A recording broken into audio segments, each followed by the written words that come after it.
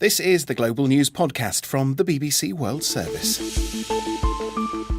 I'm David Harper, and in the early hours of Sunday the 30th of December, these are our main stories.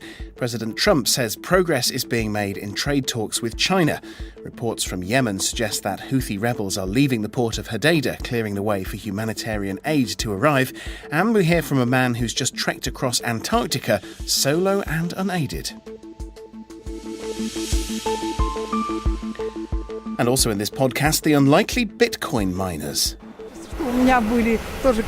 I want some money I've earned myself. When the Bitcoin is worth $1 million, then I'll be able to leave my grandchildren a very large inheritance.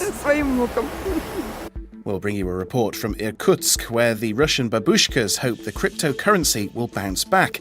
And has China's multi-billion-dollar gaming industry just been given an extra life?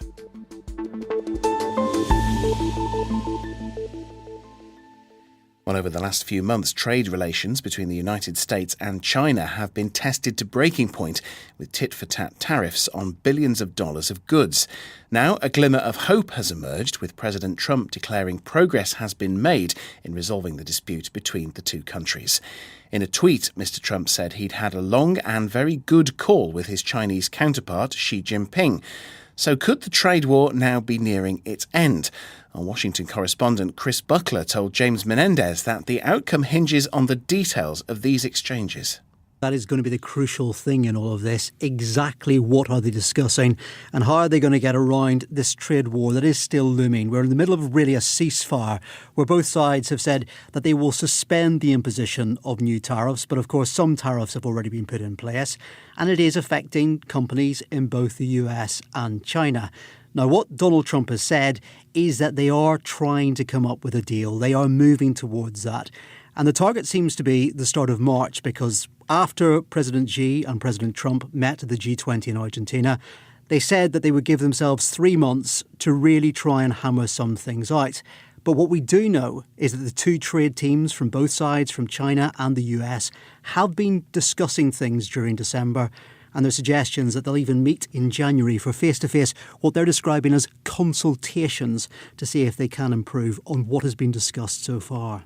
I imagine the recent turbulence on the stock markets have been focusing minds. Yeah, there are a lot of US economists who believe that really there are real dangers of having China in the middle of a trade war, because there are concerns about the effects of tariffs. There are certainly already concerns, for example, about just exactly what is being bought for soybeans, agriculture. Farmers are worried. There's also the danger of potentially new tariffs going on US cars, for example. And China has got concerns as well. I mean, there is this worry about potentially a global slowdown in 2019. No one can be sure, but it still gives a real priority for President Trump and President Xi to try and sort this out. That's Chris Buckler in Washington. It could mark a significant step towards easing the plight of millions of Yemenis.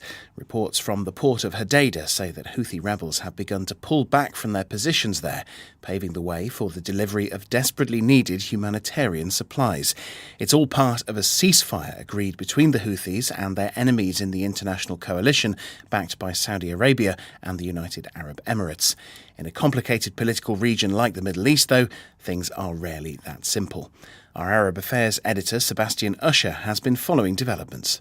As with everything in Yemen, it's a little bit unclear to be sure precisely what's happened today. I mean, there are pictures that the Houthis and also news agencies have put out of Houthi fighters in their pickup vehicles moving away from the port area. Then there are other pictures of police officers standing at attention, waiting to take over that area. Now, how far they've withdrawn, how many of them have withdrawn, is somewhat open to question. And already you've had from the other side, from a Yemeni government side, the coalition that backs them, essentially accusing the Houthis of simply swapping their uniforms, that the police officers are really Houthis in any case. And the Coast Guard that is going to be working to help protect the port is also Houthi. So, these things are always a bit unclear to decipher. What the Houthis are now saying is that we've made the first move. We're now expecting the forces loyal to the government to start pulling back from their positions in the eastern part of the city of Hodeidah in order for the efforts to open up Hodeidah, to free it from this great fear of a major offensive, can go ahead, can make real progress. Sebastian Usher. On Friday, 3 Vietnamese tourists and their tour guide died in Egypt when a bomb explosion hit their bus as they were travelling to the Giza pyramids. Hours later, the Egyptian authorities retaliated, killing dozens of people they said were terrorists. Hanan Razek from the BBC's Arabic service told me more about the operation. Security forces have killed 40 militants in 3 simultaneous raids in 3 different parts. 2 of them took place in Giza, killing 30 people, and 10 of them were killed in Arish in northern Sinai, where there is a militant insurgency led by the so-called Islamic State. The authorities did not identify the militants or reveal their identities, but in a statement they said that a group of terrorists were planning to carry out a series of aggressive attacks targeting state institutions, particularly economic ones, as well as tourism and Christian places of worship. This happened very quickly off the back of the bus attack yesterday, didn't it? It did. And even though the authorities did not link those raids to yesterday's attack, I think given the timing and the place where last night's attack took place, it's coming in a time where it is a tourist peak, as well as it's very close to the Egyptian Christmas time. So many Christians are getting ready to celebrate. So I think the government wanted to send a message saying that it's doing its job to tackle all the security issues. Hanan Razek talking to me a little earlier. Now, this week, 2 men achieved what was once thought impossible. They crossed Antarctica on their own and unaided. The American explorer Colin O'Brady became the first to complete this astonishing journey, followed 2 days behind by a British Army officer, 16 years his senior, Captain Louis Rudd. While he waited on the Ross ice shelf to be picked up, Captain Rudd spoke to James Menendez and described his reaction to finishing the trek. Elated. It's been a really long, difficult journey to get to this point, but a huge relief that I've finally made it. Solo, unsupported, right the way across Antarctica. How's your body holding up? It's taken a hammering. I'm pretty exhausted. I've been burning around 10,000 calories a day. With long days of hauling 140 kilograms of food and resources behind me in my Polk, and a lot of blisters on my feet, a lot of sort of scabs on my lips where my face is sort of exposed to the really low temperatures. And I've lost a lot of weight. I estimate around about 15 kilograms in body weight as well. So other than that, pretty good shape. What was it like, that first contact once you've done it and they knew that you were safe and sound? Huge relief, for my wife, Lucy, and 3 children, obviously. They were aware of what happened, tragically to my very close friend, Henry Worsley, 3 years ago. So they were always apprehensive about me attempting this journey, especially, being on my own solo. So I think, a huge sense of relief for them that I'd safely made it to the far side of the continent. Captain Louis Rudd talking to the BBC from Antarctica. Now, if you think of cryptocurrency mining, where digital currency is created by computers, you probably imagine a swish Silicon Valley office. But there are parts of the world that have conditions that are even better suited. Take Siberia, for example. It may not have all of San Francisco's accolades, but it is very cold, and that's a big advantage. Our Moscow correspondent Sarah Rainsford travelled to Irkutsk to investigate and discovered some surprising characters involved in the Bitcoin business. I'm on my way to see Marina Sergeyevna in this 2-storey house with giant icicles all along the front of it.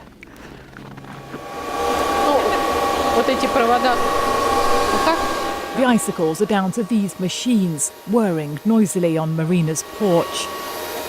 All the hot air they puff out is melting the snow on her roof. But the 3 little boxes and the jumble of cables do a lot more than that. These are the boxes that make a noise and make me money, Marina declares. Because deep in Siberia, this babushka is mining for bitcoins and topping up her pension with the profits. Away from the noise, in her kitchen, Marina shows me a fridge plastered with magnets. They're from the European city she's toured on all her extra cash. It is 2 years since friends persuaded her to plug into the cryptocurrency world. The machines paid for themselves in 8 or 9 months. My son said, "Mom, I don't get how they work, where the money comes from." And I said, "Son, the money comes, but I haven't even attempted to understand where from." The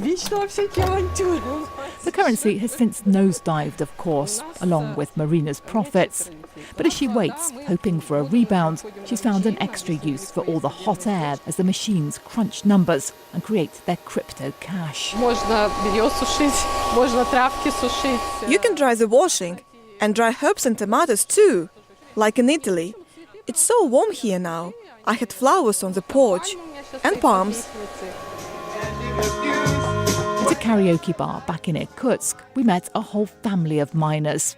They even heat this bar off their Bitcoin machines. Irkutsk, it's a crypto capital of Russia because it's an easy system. You only put your computers in the electricity and internet. That's what Yuri has done in a factory where they repaired planes in Soviet times. When he opens the door, the din from hundreds of mining machines. There's a hydroelectricity plant providing cheap power. And keeping the computers cool costs nothing when the temperature outside can hit -40. Babushka Valeria joins us on the factory tour and tells me Yuri gave her a mining machine as a gift. Valeria's hopes of a windfall haven't died. I want some money I've earned myself, and I want a lot of money. When the Bitcoin is worth $1 million, like my sons say, then I'll be able to leave my grandchildren a very large inheritance. Babushka Valeria in Irkutsk, ending that report by Sarah Rainsford. And still to come on the Global News podcast, controversy in South Africa after allegations that a private security company ordered people to leave a popular beach. We have to go back and speak about things that ought to have been solved in 1994. That's why we are here. And we want black people to feel safe everywhere in this country. We own everything. We own the sea. Now, China has approved the release of 80 new online video games. Now, this is interesting because back in March, the government stopped handing out licenses in the country's multi-billion-dollar gaming industry.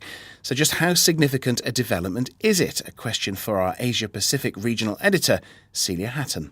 It matters because China is home to the world's biggest online gaming market, and it's really led to the rise of these monster companies that create online gaming content, and that content generates about $40 billion in revenue a year just in China. These games are played by around 600 million people a year. It's a huge market, and these companies command a lot of power. These games, though, have been raising eyebrows. Many of them were incredibly violent, featured a lot of sexual content that was seen by children.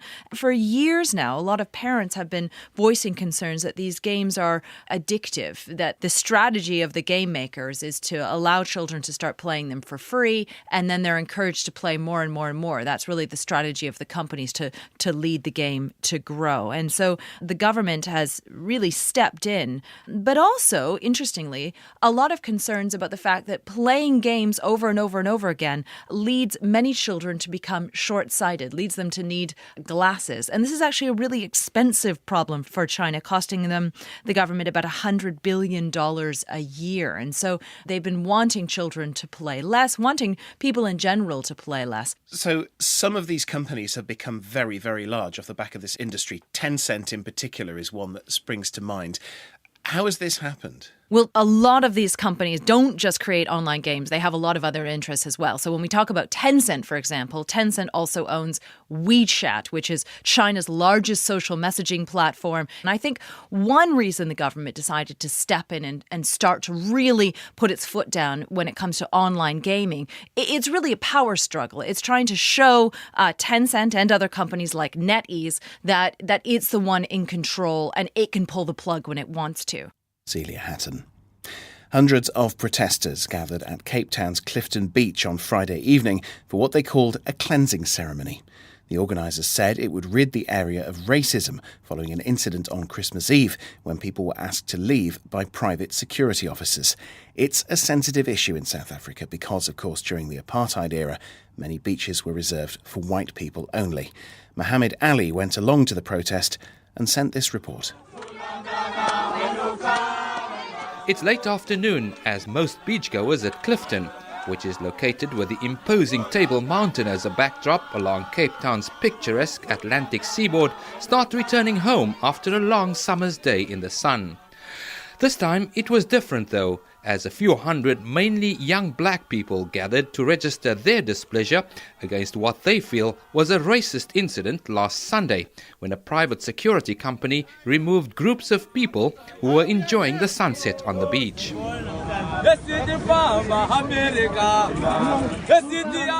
Not only did the protesters sing and dance on the snow-white sands of the beach, but they also slaughtered a sheep close to the water in a tradition they say is aimed at ridding the area of racism. But things threatened to get out of hand in a heated verbal confrontation between a local resident and some of the protesters. You were not here in the street. Gladese Mpenyama is a spokesperson for the protest organisers. We are angry because now we have to go back and speak about things that ought to have been solved in 1994. That's why we are here. And we want black people to feel safe everywhere in this country. We own everything. We own the sea. We can't be subjected to a small number of racists who are just privileged. Cape Town Mayor Dan Plato, who was shouted down when he tried to address the protesters, is adamant that last Sunday's incident was not racially motivated. Calls I receive the last 2 days have it that it was not only African people asked to leave the beach. If it was white people, African people, colored people, and other people from somewhere else, non-white people asked to leave the beach because of certain issues on the beach. The fact of the matter is, where is then the racism? The private security company have claimed they were working with the municipal police when ordering people off the beach. But the City Council have denied this. Richard Bosman is the Council's Executive Director for Safety and Security. All the city's beaches are open. They've always been open for people. I think it's been taken a little bit out of context and people are making a mountain out of a molehill. The security companies said they were acting on behalf of the city. They're not authorised to act on our beaches. Enforcement of the bylaws resorts solely with the City of Cape Town. Clifton residents have justified the employment of the security company by saying there have been incidents of drug dealing, robbery and other unlawful behaviour on the beach. But Faiz Jacobs, the provincial secretary of the ANC, who was one of those removed from the beach last week, is adamant that the actions do have a racist overtone. They went and round up all the different groups, and within 15 minutes that whole beach was evacuated. But when upon further investigation I found that these private securities operating in that beach area is doing these things on a daily basis. Black kids, when they go to beach, teenagers go to beaches, their bags are being searched and the white counterparts are not being searched. Faiz Jacobs ending that report by Mohammed Ali. It's fair to say that French President Emmanuel Macron will probably be happy to see the back of 2018.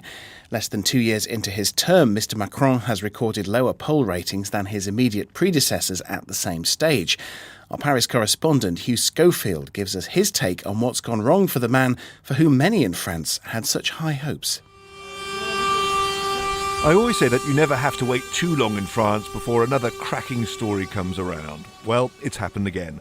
After most of the year went by without anything earth-shattering to report, apart from winning the World Cup, of course, suddenly and quite out of the blue came the Gilets jaunes. These are, of course, the Yellow Vests, the day-glow-jacketed protesters whose anti-tax movement has shaken the country from top to bottom and etched the first lines of anxiety around the normally super-confident features of its youthful leader, President Macron. It all began from a few shared Facebook pages complaining about fuel tax, but by the end of November it was a torrent that burst in violence onto the streets of Paris.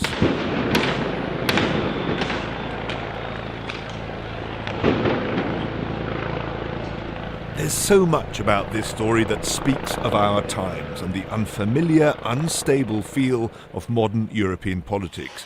Who are the Gilets jaunes? Everyone and no one. They've no party, no leader, no agreed list of demands. They're far right, far left, and everything in between. They're the forgotten provincials, France's answer to America's deplorables, the anti-metropolitans. And they come to Paris to show that they won't be pushed around anymore. In 4 weeks, the Gilets jaunes have pulled off a feat no one thought was possible, forcing President Macron into a new economic policy. Il a pu m'arriver de vous donner le sentiment que ce n'était pas mon souci, que j'avais d'autres priorités.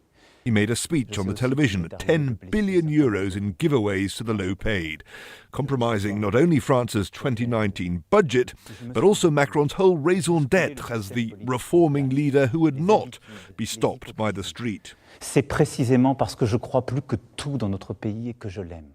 Mind you, since the summer, it's been one thing after another for the president. The first hint of trouble centred on this.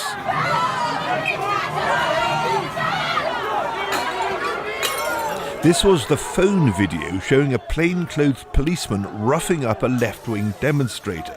Nothing to do with Macron, except it then emerged that the policeman was actually a young man called Alexandre Benalla, who had a post at the Élysée in charge of the president's personal security, and on this occasion was apparently moonlighting with a bit of on-the-side crowd control. Worse, the Élysée knew of the video and had failed to take serious disciplinary action. Well, that was the accusation, and it stuck as Macron's poll figures tumbled.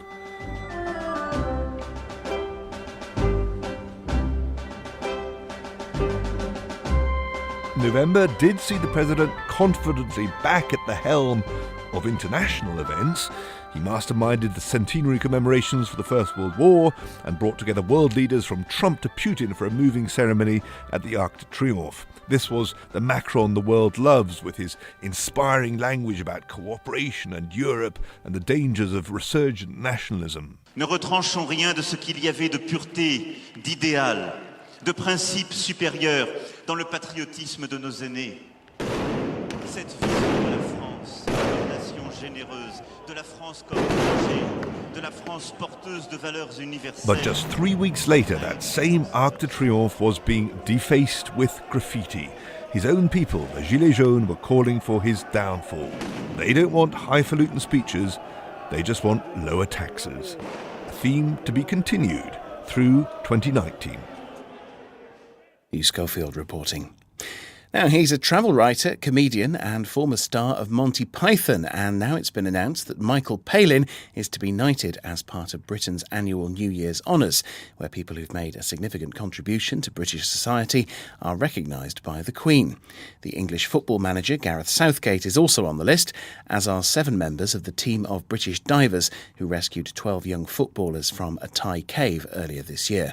Sir Michael, as he will be known after the ceremony, told Matthew Price that the title will take some getting used to. To be called Sir Michael Palin seems to be sort of slightly out of my comfort zone, really.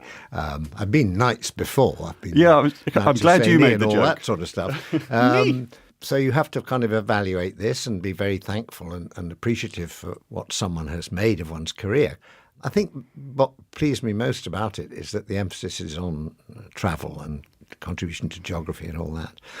I'm proud of doing Python and all the other stuff, but to be appreciated for trying to open up the world in some way, to let people to talk to each other and travel in a proper way and understand each other, I think that's very important to me, as we don't seem to be closing down our sort of awareness of the world, and I think it should be greatly increased. And if this award helps people to say, well, yeah, let's go for it. I was wondering about that because I certainly, growing up, learnt a lot about the world through your programmes. My parents' generation did, and people are now watching the travel programmes again and again. They're consuming the books. They're reading your thoughts on the different cultures of the world and the way the world works. And then you do look at geopolitics now and wonder if it's going in the opposite direction. Yes, well, I mean, I've always been fortunate because I've travelled really as, if you like, the naive, the common man wondering. I'm trying to make sense of it all. And I think that's easier because I don't feel I have the great responsibility of explaining all this to people. I'm just experiencing it and trying to sort of ask people questions and trying to find out